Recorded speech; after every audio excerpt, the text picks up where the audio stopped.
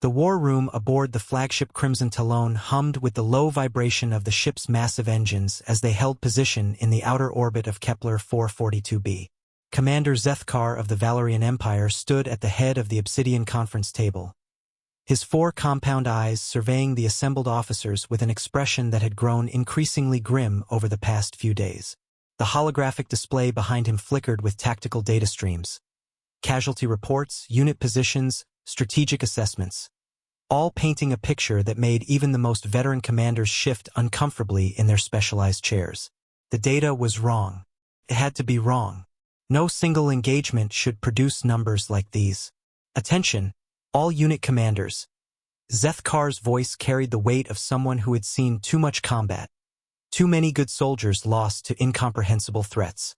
His mandibles, scarred from battles across 3 star systems, clicked once for emphasis.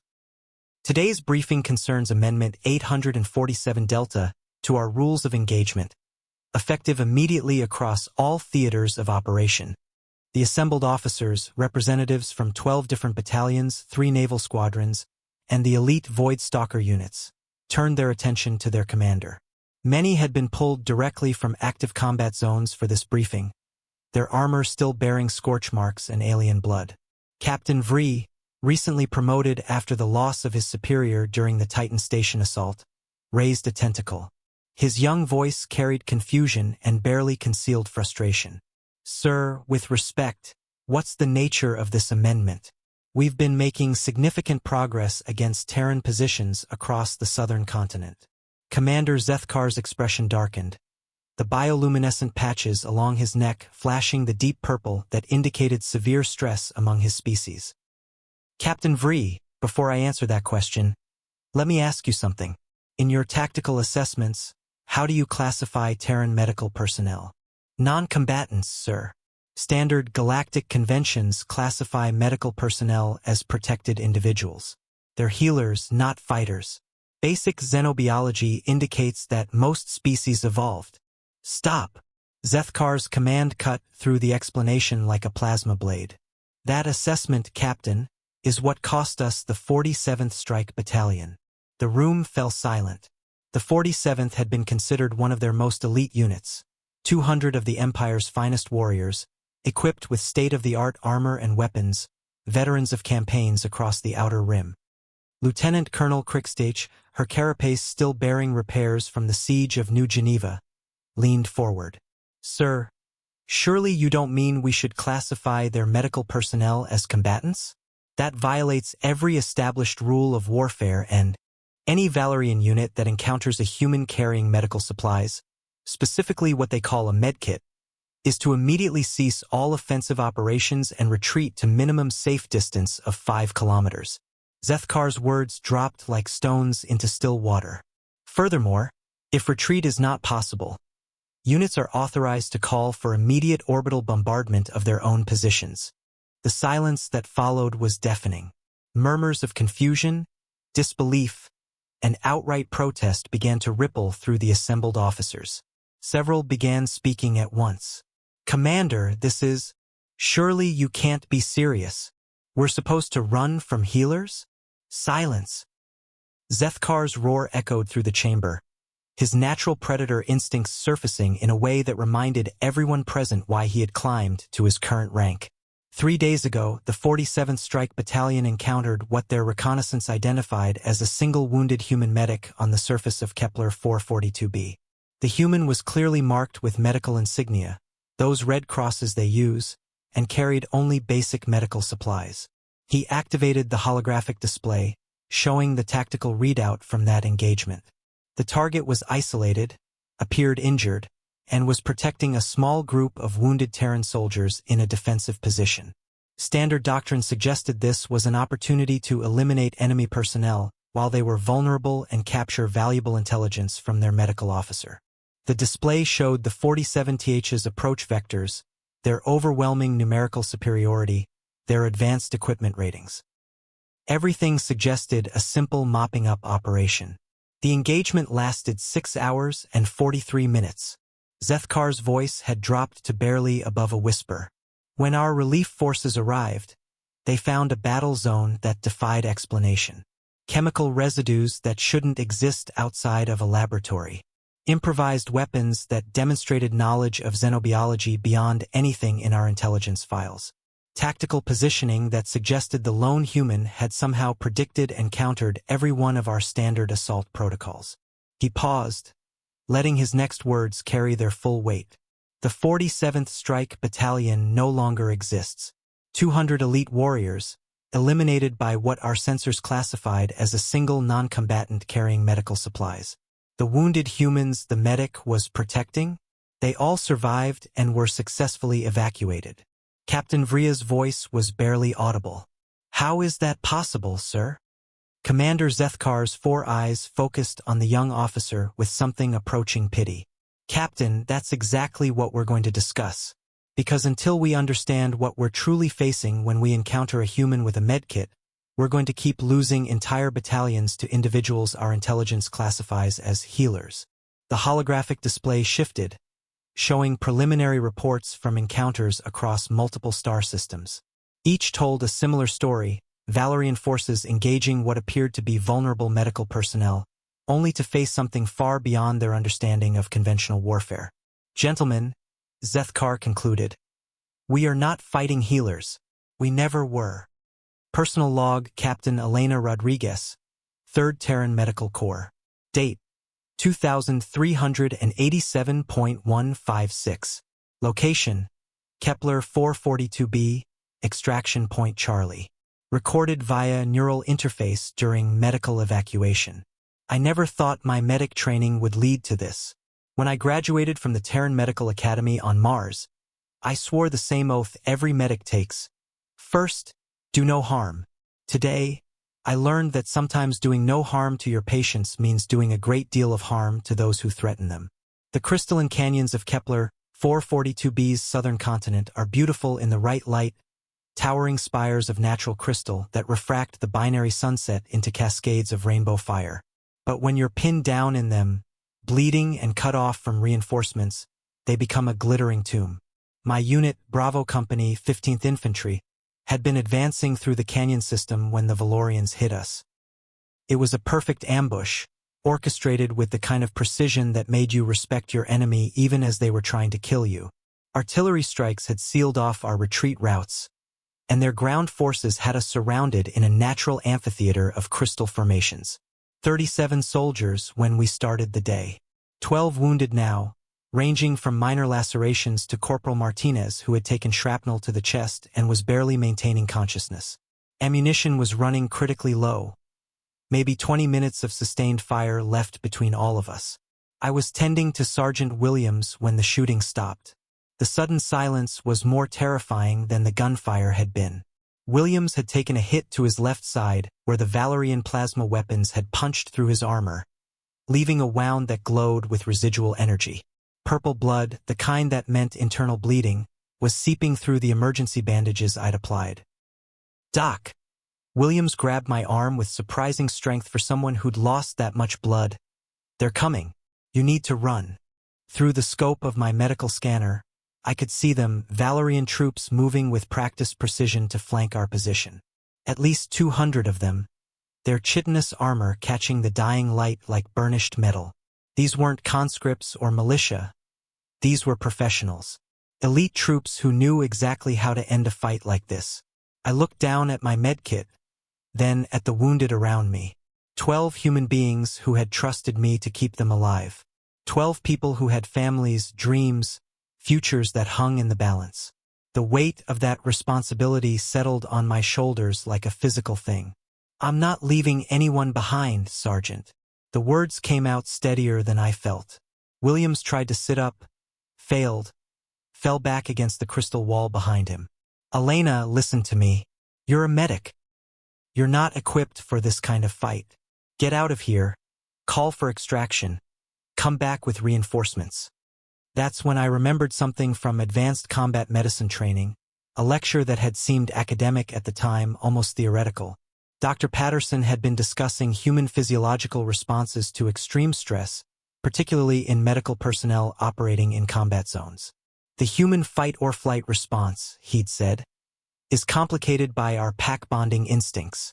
When a human medic has patients under their care, the flight option essentially ceases to exist in their psychological framework. This can lead to extraordinary performance capabilities. At the time, I'd thought he was being dramatic. Now, feeling the adrenaline starting to surge through my system, I understood exactly what he meant. Something was happening to me. My hands had stopped shaking.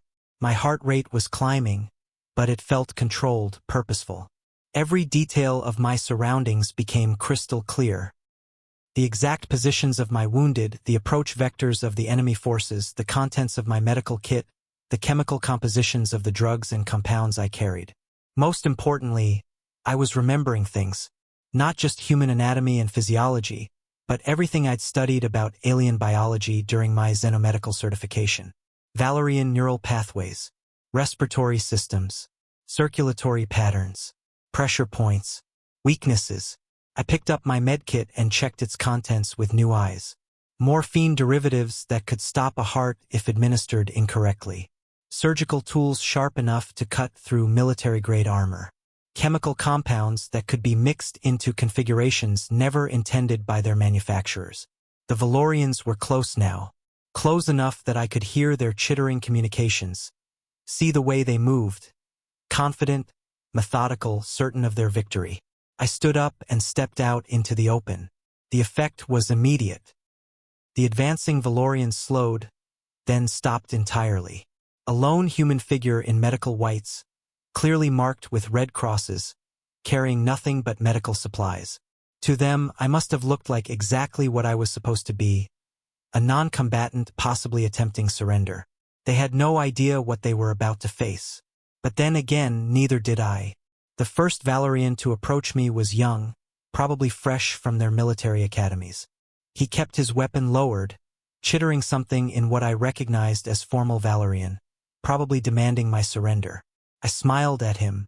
That should have been his first warning. Excerpt from Xenobiology and Combat Psychology by Dr. Marcus Thompson, Terran Coalition Military Academy. Published in the Journal of Interspecies Military Studies, Volume 847. To understand why human medical personnel present such an unprecedented threat in combat situations, one must first examine the fundamental differences in evolutionary development between humans and the majority of galactic sapient species. Most civilized species in the galaxy, the Valorians, Zephyrians, Krolik, and others, evolved as prey animals that developed intelligence as their primary survival mechanism. When faced with overwhelming odds, their instinct is to flee, hide, or surrender. This is logical, efficient, and has served them well across millions of years of evolution and thousands of years of interstellar civilization. The approach is sensible. When confronted with a superior force, tactical withdrawal preserves resources and allows for regrouping with better odds. Their military doctrines reflect this evolutionary heritage: sophisticated defensive technologies, emphasis on overwhelming firepower, and highly structured command hierarchies that prioritize unit preservation over individual heroics. Humans are fundamentally different, and this difference becomes most pronounced in our medical personnel. We evolved as persistence predators on what the galactic community has classified as a Class 12 death world. A planet so hostile that most species evolutionary biologists initially refused to believe intelligent life could emerge from such an environment. Our ancestors didn't just survive on Earth. They thrived in conditions that would be considered elaborate torture devices by most galactic standards. Consider the facts. Our homeworld regularly experiences temperature variations that would kill most sapient species, atmospheric pressure changes that crush or explode alien physiology, and natural disasters that occur with such frequency that we've developed cultural traditions around them. We evolved not by avoiding predators, but by chasing them until they collapsed from exhaustion. Our ancestors hunted megafauna across ice ages that lasted millennia. They tracked saber-toothed cats with nothing but sharpened sticks and coordinated pack tactics. They somehow not only survived but flourished in an environment where volcanic eruptions, asteroid impacts, ice ages, and mass extinctions occurred with what most species would consider impossible frequency. But here's what makes humans truly dangerous in combat situations. We're also one of the few species that evolved advanced social pack behavior combined with what xenopsychologists term hyperempathy. the ability to not just understand but actually feel the pain and emotions of our pack mates. This combination creates a psychological phenomenon that most alien military strategists fail to comprehend. Humans will literally die for individuals who are not genetically related to them, sometimes for people they've known for mere hours or days. Now, combine that evolutionary heritage with medical training, and you create something that has no equivalent in galactic military history. A human medic represents the convergence of multiple evolutionary advantages. The persistence predator who never gives up, the pack animal who will die for the group, and the healer who understands biological systems with unprecedented precision. Human medical training is far more comprehensive than what most species consider necessary for healing. Our medics don't just learn human anatomy, they study the biology of every known sapient species. They understand pressure points, weak spots, nervous systems, and circulatory patterns of dozens of different alien physiologies. They carry drugs that can stop a heart or restart one. They have tools designed to cut through the toughest biological materials in the galaxy. They understand chemical interactions at a level that would qualify them as bioweapons specialists in most civilizations.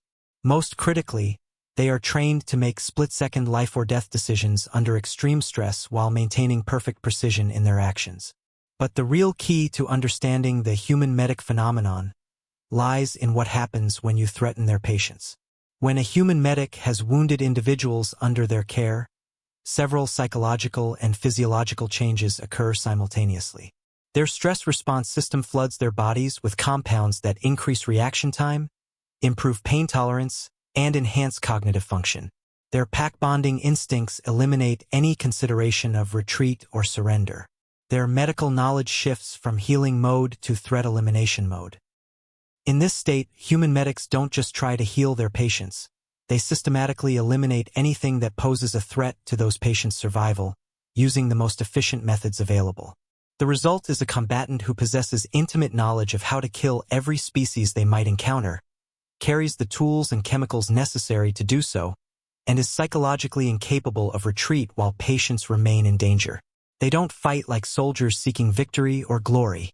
They fight like evolution itself has decided that something needs to survive, and everything else needs to be eliminated as efficiently as possible. This creates a tactical scenario that most military doctrines are simply not equipped to handle. An opponent who becomes more dangerous as the odds against them increase, who cannot be deterred by superior numbers or firepower, and who possesses specialized knowledge that makes conventional defensive measures largely ineffective. The Valerian Empire learned this the hard way on Kepler 442b. Their tactical assessment of one wounded non-combatant became uncontainable biological warfare specialist with detailed knowledge of Valerian physiology and unlimited access to chemical weapons. It's not that human medics are inherently violent.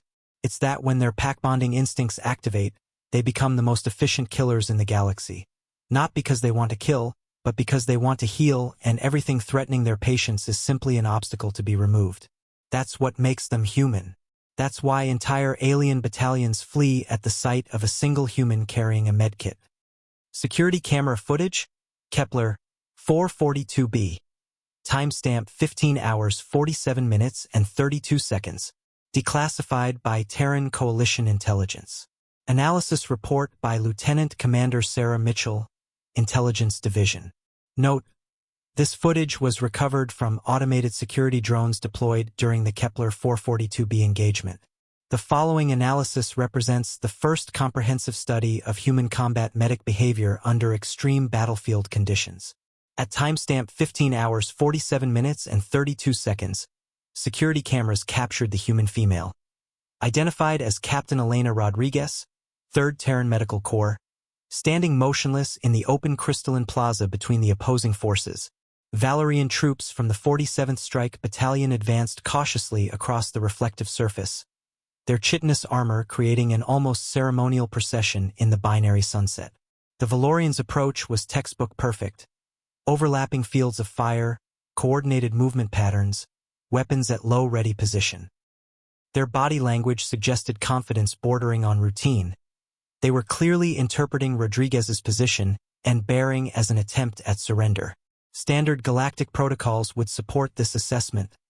Medical personnel stepping into neutral ground typically indicates non-combatant status. The lead Valerian, later identified as Squad Leader Vextar, approached to within approximately 5 meters of Rodriguez's position. His weapon remained lowered, and his mandibles were positioned in what Valerian military doctrine considers the acceptance posture for receiving surrender. Rodriguez opened her medkit at timestamp 15 hours 47 minutes and 45 seconds. What happened next defies every established understanding of medical personnel behavior in combat situations. Rather than producing standard surrender documentation or medical credentials, Rodriguez withdrew what appeared to be a regulation emergency hypospray, standard medical equipment found in every coalition medkit. However, post-engagement chemical analysis revealed that the contents had been modified during the 30-second period between opening the kit and initial deployment. Using only the chemical compounds available in a standard medical kit, morphine derivatives, synthetic adrenaline, surgical antiseptics, and coagulation accelerators, Rodriguez had synthesized a neurotoxin specifically calibrated for Valerian physiology. The precision required for this improvisation suggests not just advanced medical training, but real-time xenobiological analysis under extreme stress conditions. At 15 hours 47 minutes and 47 seconds, Rodriguez moved. Her first action was a direct injection to Squad Leader Vextar's primary nerve cluster, located behind the left mandible. The compound targeted the Valerian nervous system's unique calcium-based signal transmission, causing immediate neural paralysis. Vextar collapsed within 1.3 seconds of injection. Before Vextar hit the crystalline ground, Rodriguez had already adapted her tactical approach for the second Valerian. Using a standard bone saw from her surgical kit, she targeted the weak articulation point where Valerian carapace segments connect to their torso, a vulnerability that requires precise knowledge of their anatomy and the exact angle of approach needed to penetrate their natural armor. The attack was executed with surgical precision, literally. Rodriguez's movements showed no wasted motion, no hesitation, no emotional response to the violence she was inflicting. She moved like she was performing a complex medical procedure, which, from her perspective, she was surgically removing threats to her patients.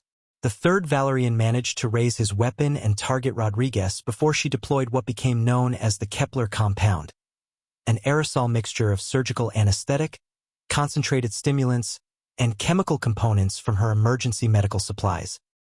Later analysis revealed this should have been impossible to create without laboratory equipment and extensive preparation time. The compound created a localized chemical weapon that affected Valerian respiratory systems while remaining harmless to human physiology. The attacking Valerian collapsed within seconds, his weapon discharging harmlessly into the crystal formations above. By timestamp 15 hours 48 minutes and 12 seconds, exactly 40 seconds after opening her medkit, 12 Valerian soldiers were down. But the most disturbing aspect of the footage isn't the efficiency of Rodriguez's actions. It's her behavior pattern throughout the engagement. She never stopped monitoring her patients behind her. Between attacks, she would glance back to check on Sergeant Williams and the other wounded soldiers.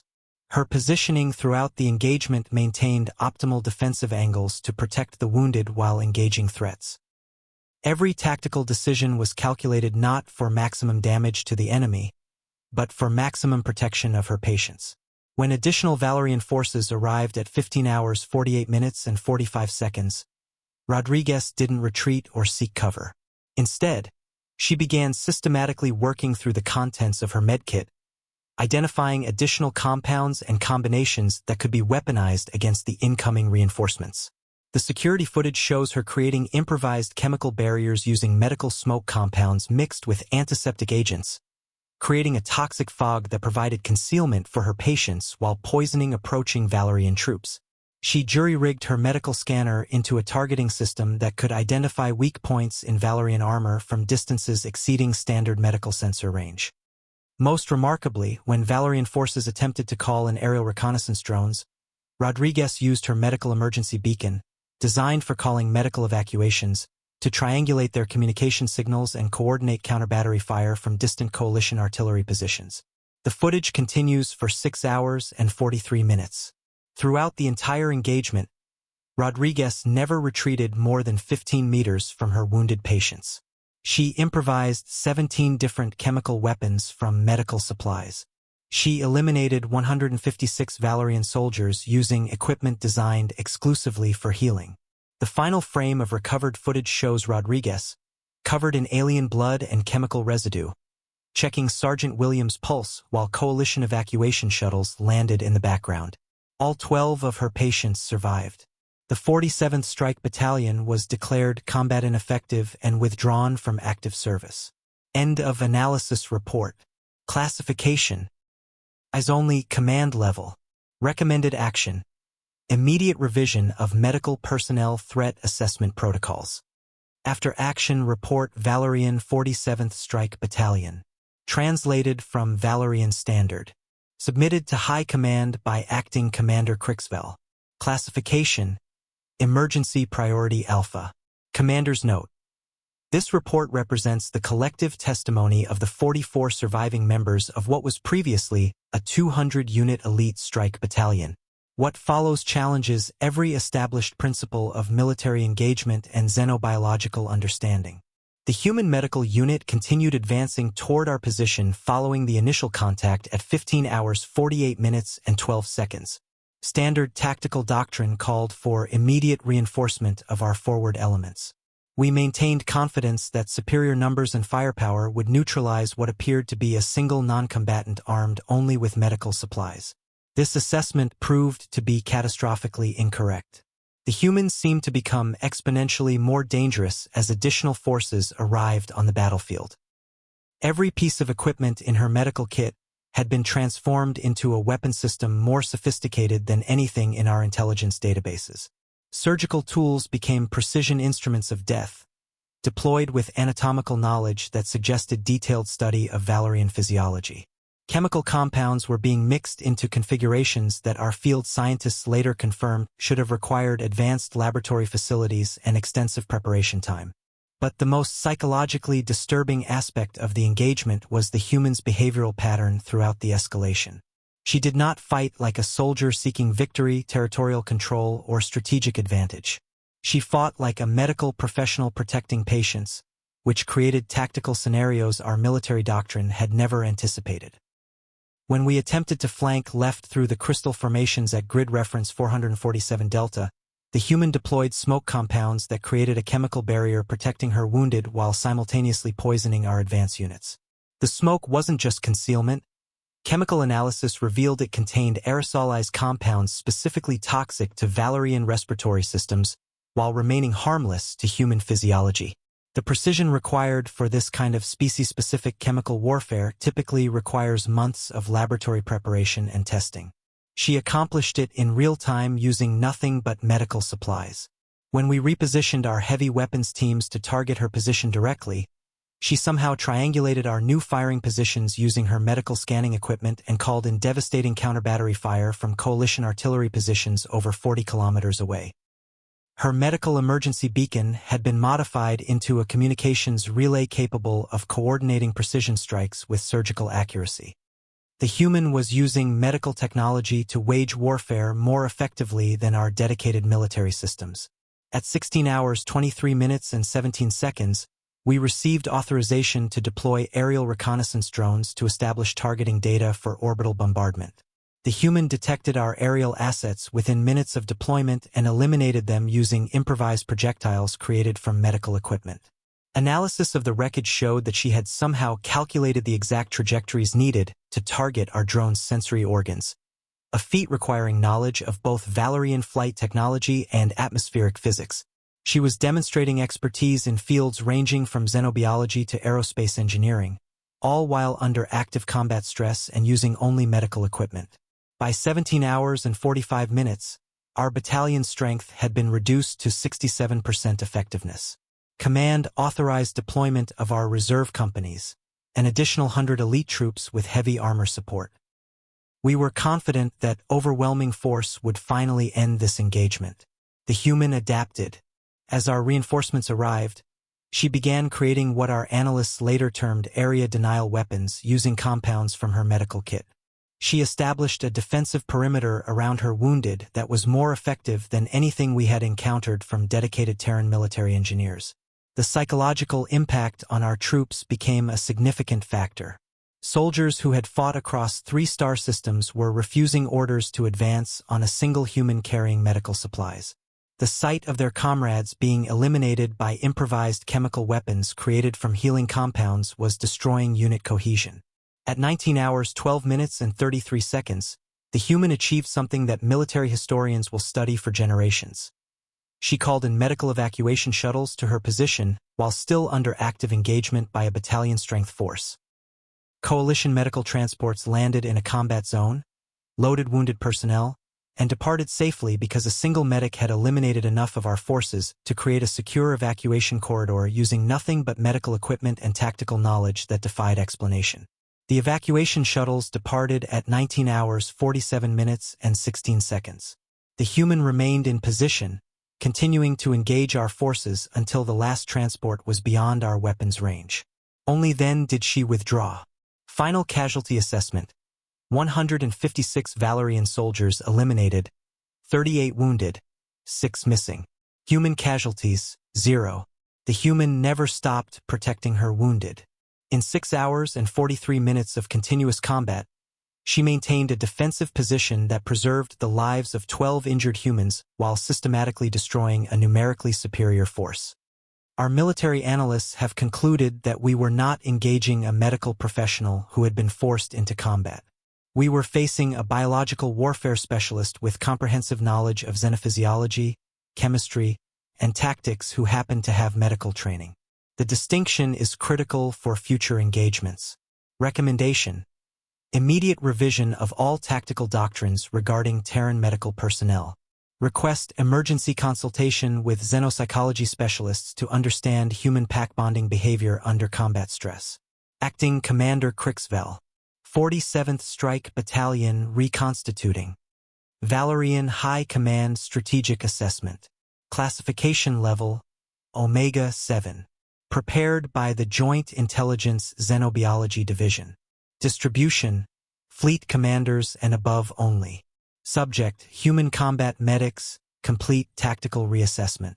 Priority: emergency revision of all engagement protocols. After extensive analysis of the Kepler 442b incident and subsequent encounters across 17 different star systems, the Valerian High Command Intelligence Division issues the following comprehensive assessment and immediate tactical recommendations. Critical finding: fundamental misclassification of human medical personnel. For the past 18 months of conflict with the Terran Coalition, our intelligence services have classified human medical personnel as equivalent to healers in other species' militaries, non-combatants with limited tactical value who could be safely ignored or easily neutralized during combat operations. This classification represents the most dangerous intelligence failure in Valerian military history. Human combat medics are not equivalent to medical personnel in other galactic militaries. They are, in practical terms, biological warfare specialists with comprehensive knowledge of xenobiology, advanced chemistry, and tactical medicine who have been trained to preserve life by eliminating threats through the most efficient means available. Evolutionary and psychological analysis. Human medical training encompasses far more than healing techniques. Coalition military medics undergo extensive xenobiological education that provides them with detailed knowledge of anatomical weak points, nervous system vulnerabilities, and circulatory patterns for every known sapient species. This information is nominally intended for emergency medical treatment of non-human casualties. In practice, it creates soldiers who understand exactly how to kill any species they encounter. More critically, humans demonstrate a psychological phenomenon that our xenopsychologists term protective pack bonding under stress. When human medics have wounded individuals under their care, several physiological and psychological changes occur simultaneously. Stress response enhancement. Human biochemistry floods their systems with compounds that increase reaction time, improve pain tolerance, and enhance cognitive function beyond baseline parameters. Tactical flexibility. Their decision-making processes shift from standard medical protocols to what can only be described as creative problem-solving under extreme stress. They begin viewing all available resources, including medical supplies, as potential solutions to tactical problems. Retreat inhibition. Human pack bonding behavior eliminates consideration of withdrawal or surrender while patients remain under their protection. They become psychologically incapable of tactical retreat. Escalating capability. Unlike normal combat stress responses, human medics become more dangerous as situations deteriorate. Increased threat levels trigger enhanced performance rather than degraded function. Tactical implications. The combination of comprehensive xenobiological knowledge, access to chemical compounds, surgical precision tools, and psychological inability to retreat creates a combatant profile that our current military doctrine cannot effectively counter. Human medics carry drugs capable of stopping cardiac function in any known species. They possess surgical instruments sharp enough to penetrate military-grade armor when applied with anatomical precision. They have access to chemical compounds that can be weaponized in real time to create species-specific toxins, aerosol weapons, and area denial systems. Most significantly, their medical training provides them with capabilities that exceed those of dedicated military specialists in several critical areas. Xenobiology, more comprehensive knowledge of alien physiology than our own intelligence officers. Chemistry, real-time synthesis capabilities rivaling our weapons development laboratories. Precision operations, surgical training that translates to unprecedented accuracy with improvised weapons. Stress performance, psychological conditioning that maintains peak function under conditions that would incapacitate normal combatants. Field engagement analysis, review of combat recordings from Kepler 442b, New Geneva, and the Titan Station incidents reveals consistent patterns in human medic behavior. Escalating lethality. Human medics become more dangerous as enemy force strength increases, not less. Resource adaptation. Any available materials become potential weapons when filtered through medical knowledge. Area control. They establish defensive perimeters around patients that prove more effective than dedicated military fortifications. Multi-domain warfare, medical equipment is converted for communications, reconnaissance, and fire control applications. Tactical patience. They maintain defensive positions indefinitely, showing no degradation in performance over extended engagements. Psychological warfare implications. The psychological impact on Valerian forces has become a significant tactical factor. Troops are experiencing combat effectiveness degradation when facing human medical personnel, reporting that the sight of medical equipment being used as weapons creates unprecedented stress responses. Our soldiers are trained to engage enemy combatants. They are not psychologically prepared to fight individuals who heal and kill with equal precision using the same tools and knowledge base. Immediate tactical recommendations. Minimum engagement distance. All units must maintain 5 kilometers minimum distance from any human displaying medical insignia or carrying medical equipment. No direct ground engagement. If engagement is unavoidable, use orbital bombardment or long-range artillery only. Evacuation protocols. Any unit detecting human medical personnel should immediately withdraw and call for specialized support. Intelligence reclassification. Human combat medics are reclassified as priority Omega threats, equivalent to weapons of mass destruction. Strategic assessment. Direct ground engagement with Terran medical personnel is now classified as a suicide mission. Standard infantry tactics, even with numerical superiority, have proven ineffective against individual human medics operating in defensive positions. We are not fighting healers. We are fighting evolution's perfect synthesis of medical knowledge and tactical lethality, deployed by a species that refuses to abandon wounded pack members under any circumstances. Conclusion. The Terran coalition has weaponized compassion itself. Their medics don't just heal, they eliminate anything that threatens their ability to heal. This creates combatants who are more dangerous than dedicated soldiers because they fight not for victory, but for the absolute preservation of life under their protection. Until effective countermeasures are developed, all Valerian forces are advised to avoid engagement with human medical personnel entirely. End assessment. Authorization. Fleet Admiral Zethkol. Distribution restriction. Eyes only command level. Personal interview Colonel James Mitchell, Terran Coalition Marines. Recorded at Port Harrison Military Base. Interviewer, Captain Lisa Park, Coalition Military Historical Division. Classification, Restricted Distribution. Captain Park, Colonel Mitchell, thank you for agreeing to this interview for the historical record. You've served alongside combat medics across 4 different theaters of operation in the Outer Rim. Can you help us understand why alien forces have developed such extreme responses to human medical personnel? Colonel Mitchell laughs grimly. You want to know why the aliens run when they see our medics? I'll tell you exactly why, Captain. And it's not just Elena Rodriguez, though she certainly started something that spread across every human unit in the galaxy. It's because they fundamentally misunderstood what our medics are. See, every human medic who's served in the Outer Rim has stories like Rodriguez's. Dr. Michael O'Brien held off a Zephyrian armored column for 14 hours at the siege of New Geneva using nothing but surgical supplies and an unshakable determination to save his squad. The man synthesized explosives from antiseptic compounds and used surgical tools to sabotage enemy vehicles while performing field surgery on 7 wounded Marines. Lieutenant Amy Davidson eliminated an entire Krolik raiding party during the Titan Station incident. 43 enemy combatants eliminated with improvised chemical weapons while she was simultaneously performing emergency surgery on Corporal Henderson. Henderson lived, by the way, still serves in the 5th Marine Division. Captain Park, these accounts seem almost impossible. How do you explain this level of tactical capability from medical personnel? Colonel Mitchell, that's the thing, Captain. The aliens keep calling them medical personnel, like they're separate from our fighting forces. They don't understand that our medics are our fighters, they just fight differently. Think about what we put our combat medics through. 4 years of intensive medical training covering xenobiology, chemistry, anatomy, and pharmacology for every known sapient species. Then 18 months of combat conditioning, tactical training, and field medicine under simulated combat stress.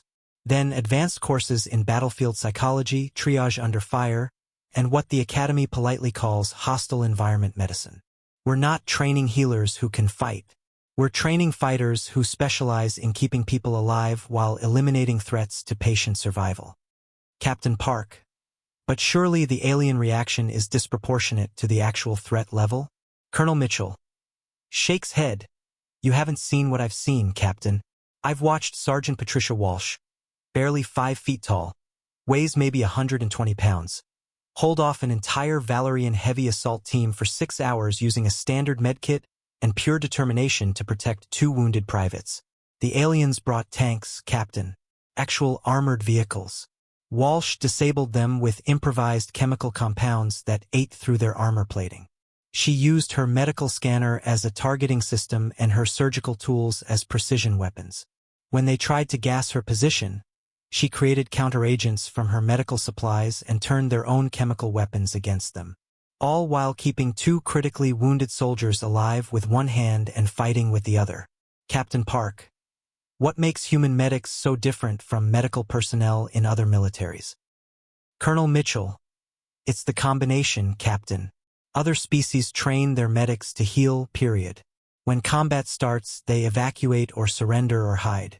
That's logical behavior for most of the galaxy. But humans? We evolved on a world where everything was trying to kill us, and we survived by being too stubborn to die and too loyal to abandon our pack. Our medics don't see combat and healing as separate functions.